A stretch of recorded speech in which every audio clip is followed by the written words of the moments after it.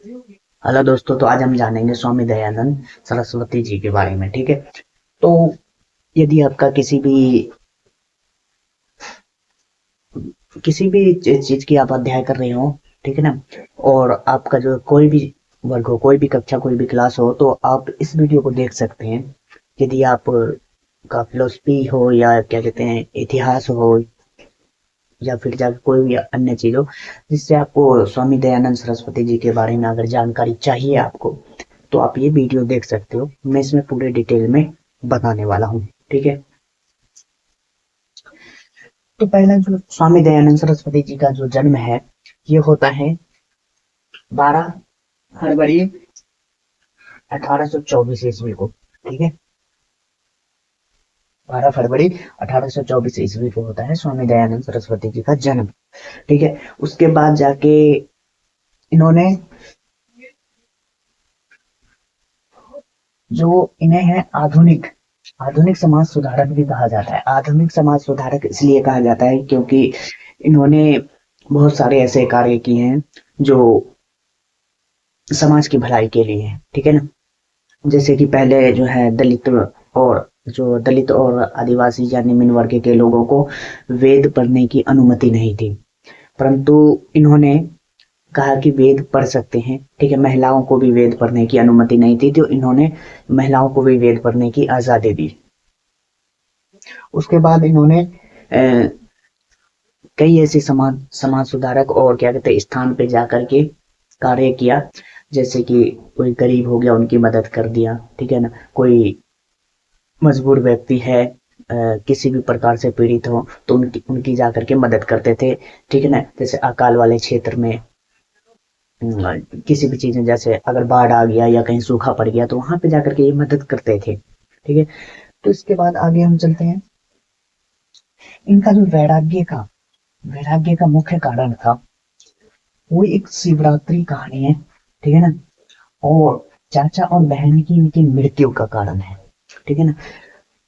जो शिवरात्रि में एक ऐसी स्टोरी बताई जाती है कि जो स्वामी दयानंद सरस्वती जी हैं, वो शिवरात्रि वाले दिन रात में या दिन में है, वो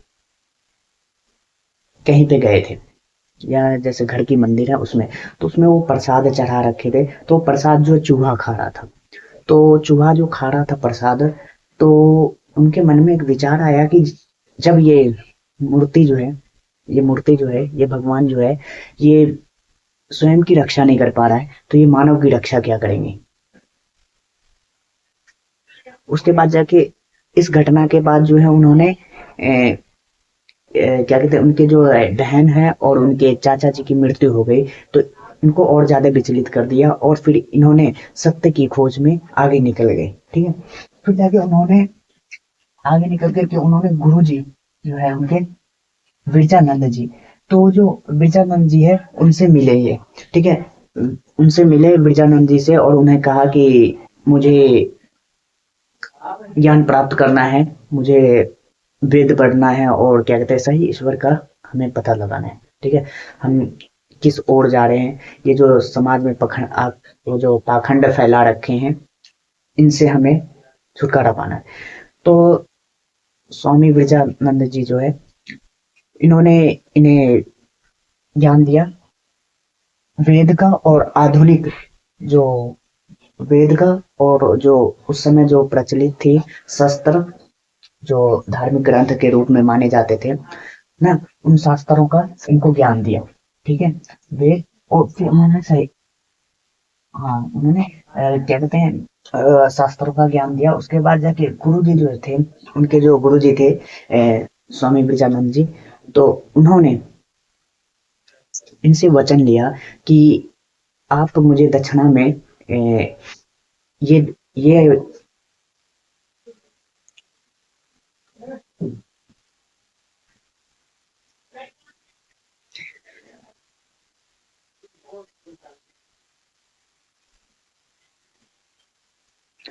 आप मुझे दक्षिणा में ये आश्वासन दीजिए कि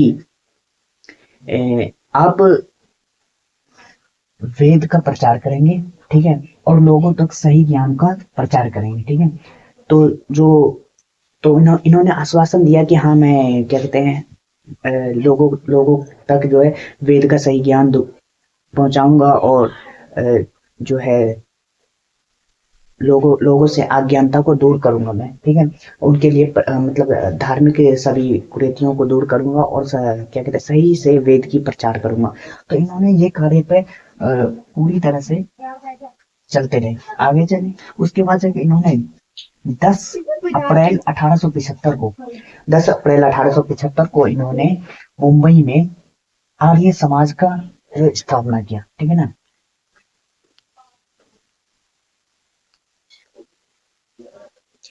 आर्य समाज का स्थापना किया इन्होंने। आर्य समाज की स्थापना में जो है नारा दिया कि वेदों की ओर लौटो, ठीक है, वेदों की ओर लौटो। और वेद के लिए जो है इन्होंने वेद का सही ज्ञान देने के लिए इन्होंने कहा कि वेदों की ओर लौटो। और इन्होंने एक पुस्तक भी लिखी थी, सत्यार्थ प्रकाश। सत्यार्थ प्रकाश में इन्होंने बहुत अच्छी अच्छी बातें कही, और इन्होंने जो है मूर्ति पूजा का खंडन करा, और इन्होंने इस्लामिक जो है मजार, और क्या कहते हैं, जो अन्य जो जो भी लोग हैं जो भौतिक प्रतिमा को बना करके ईश्वर की उपासना करते थे, उन सब का खंडन किया इन्होंने। दूसरा, इन्होंने स्वराज शब्द का जो है आह्वान किया। इन्होंने स्वराज शब्द पहली बार इन्होंने दिया, ठीक है ना। इन्होंने कहा कि भारत जो है ये भारतीयों के लिए है, ठीक है, यहाँ तो किसी का अन्य का कोई भी अधिकार नहीं है रहने का, ठीक है।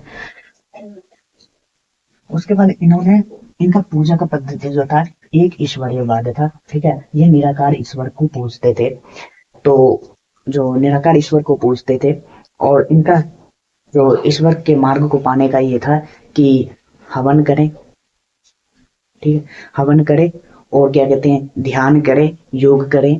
इन सब से क्या कहते हैं, आपको ईश्वर की प्राप्ति होगी, ठीक है, और अपने ज्ञान को अधिक से अधिक बढ़ाएं।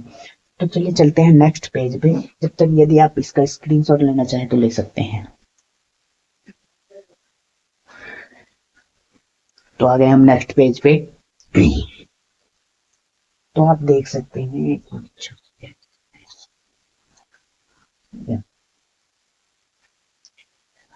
समानता की इन्होंने बात की।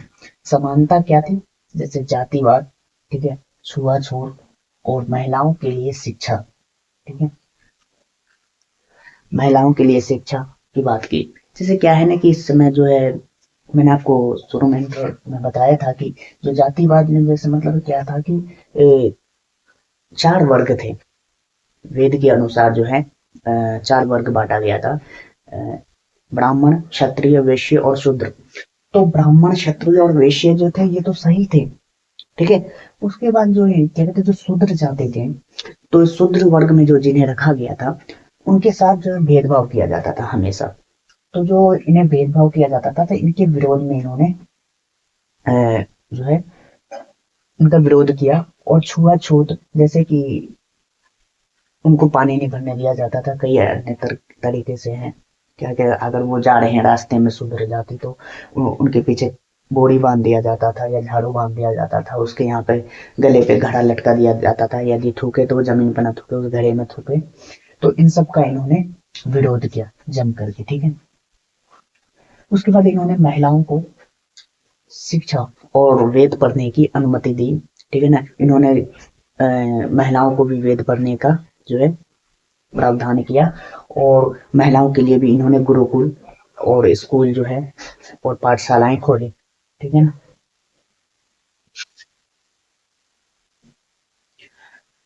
इनका जो मुख्य पुस्तक है वो है सत्यार्थ प्रकाश। सत्यार्थ प्रकाश में इन्होंने वेद का निचोड़ भी लिखा है, ऐसा कह सकते हैं, जो चारों वेद है उनका निचोड़ भी लिखा है, और जो सभी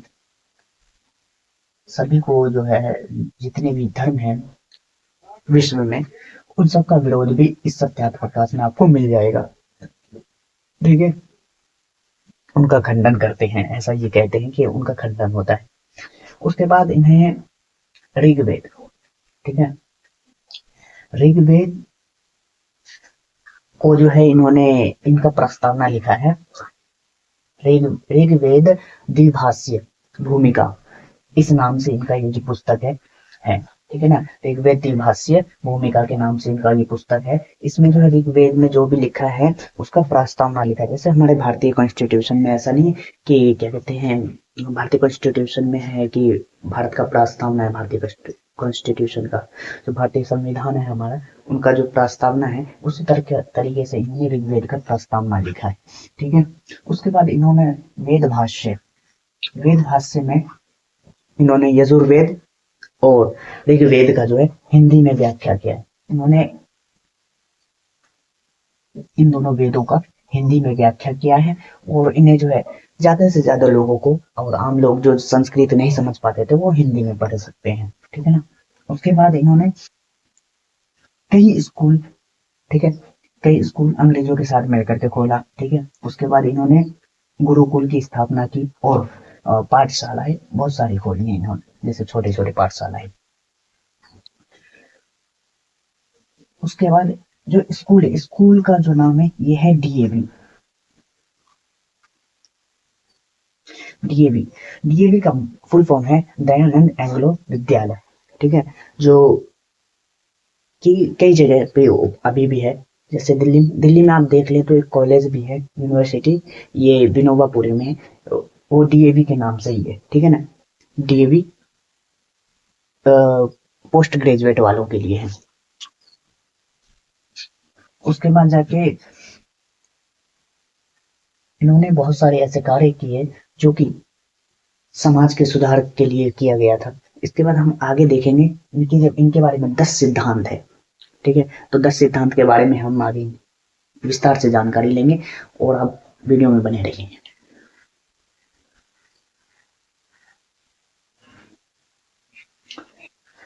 तो 10 सिद्धांत है, 10 सिद्धांत में से मैंने 8 लिखे हैं। क्या है, स्थान कम है तो इस चक्कर में मैंने 2 अभी बताता हूँ। ठीक है। तो पहला जो है इनका जो है रहता है,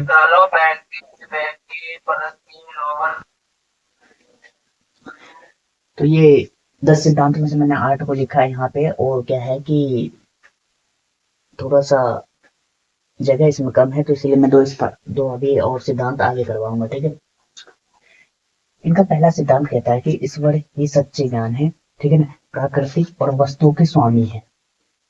जो ईश्वर है, ईश्वर ही एक सच्चे ज्ञानी है। और उसके बाद जो प्राकृतिक वस्तुओं के स्वामी वही है। ठीक है ना। जितने भी, जैसे ये दुनिया हो गई है, हवा हो गया, पहाड़ हो गया और जल हो गया, आदि चीजें हैं, सभी के स्वामी ईश्वर है। ठीक है। वह निराकार है। ठीक है ना। और न्यायकारी है, दयालु है, अजन्मा है, जिसका कोई जन्म नहीं होता ईश्वर का। ठीक है। अनंत है, अभय और आदि है। आदि मतलब बहुत सारे नाम दिए गए हैं इसमें। ठीक है ना। तो इसमें बहुत सारे नाम अगर कर देता तो ये बोर्ड का डबल हो जाएगा। तो ये मुख्य मुख्य नाम। ठीक है। उसके बाद ये है वेद सत्य विद्याओं का पुस्तक है। जो वेद है ये सत्य विद्याओं का पुस्तक है माना जाता है। ठीक है ना। और जो लोगों को है, लोगों को सत्य सत्य को ग्रहण करना चाहिए और असत्य को छोड़ देना चाहिए, असत्य का त्याग कर देना चाहिए। ठीक है। कार्य कार्य करने से पहले किसी भी चीज का जो है उसको जो है जांच लेना चाहिए। ठीक है ना। कार्य करने से पहले उनको सत्य और असत्य को जांचना पहचानना चाहिए, उसके बाद उस कार्य को करना चाहिए। ठीक है। समाज समाज का उद्देश्य होना चाहिए संसार का उपकार करे। ठीक है। समाज जो है, कोई भी समाज है उसका एक ही कार्य होना चाहिए कि उसको जो है मतलब समाज में समाज का उपकार करें। दूसरा, प्रेम धर्मानुसार करे। जैसे मतलब किसी भी व्यक्ति से जो, यदि उसके साथ हम बात करते हैं तो उनको जो है प्रेम से बात करें, धर्म अनुसार बात करें, ना किसी भी किसी चीज का जैसे मतलब ऐसी वाणी का उपयोग करें जिससे कि उनके दिल को ठेस पहुंचे। ठीक है। उसके बाद जाके अविद्या का नाश करें। जो अज्ञानता है आपके अंदर उसका नाश करो और विद्या का विस्तार करो। जो आपके अंदर जो विद्या है और जो विद्या है उसकी वृद्धि करो। ठीक है। आगे 2 बताते हैं हम।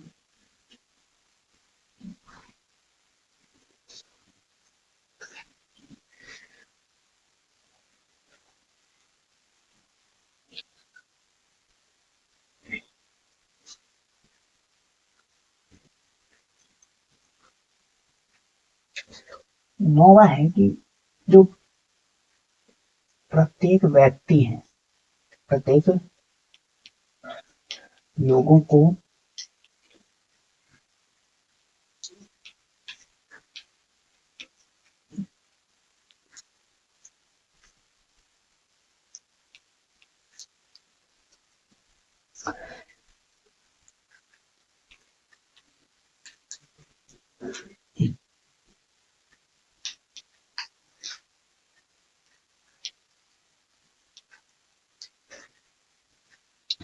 तो जो प्रत्येक व्यक्ति है उनको अपना ही नहीं लोगों के और समाज का विकास करना चाहिए, न कि सिर्फ अपना ही अपना पेट भरते रहे और क्या कहते हैं लोग जो कोई जैसे कुछ गरीब लोग हैं उनके वो भूखे मर रहे हैं या उनका कोई नुकसान हो रहा है, उनको उनको ना देखना और अपना ही विकास करना। ऐसा नहीं कहा, उन्होंने कहा है कि यदि जब आप अपना विकास कर रहे हैं तो उसके साथ साथ जो आस पड़ोस गरीब हैं उनका भी विकास कीजिए, समाज का विकास कीजिए।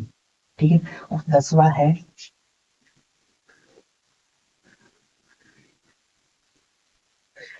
जो सभी को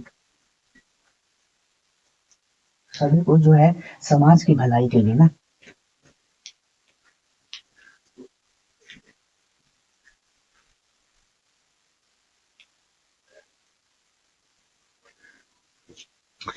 जो सभी को जो है समाज की भलाई के लिए कार्य करना चाहिए, समाज की भलाई के लिए जो भी कानून बनता है उसका पालन करना चाहिए, जिससे कि समाज के अंदर जो है समानता स्थापित होगी और मानवता स्थापित होगी। फिर इनका जो ध्यान है वो हो जाता है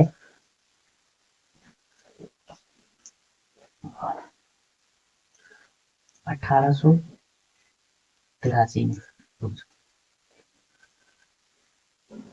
1883 में इनके इनके देहांत का एक कारण बताया जाता है कि क्या कहते हैं इनको जो है दही में कांच का जो शीश कांच का जो बुरादा है वो घोल करके दे दिया गया था इनको पीने के लिए, और फिर इनका जो है वहां पे देहांत हो गया। तो ये रही आज की वीडियो और आपको कैसा लगा ये बताना जरूरी, ठीक है, कमेंट करके। और आपको इनमें से सबसे अच्छी बातें क्या लगी ये भी आप कमेंट में बता दीजिएगा, और आपको अगली वीडियो किस पे चाहिए ये भी मुझे बता दीजिएगा।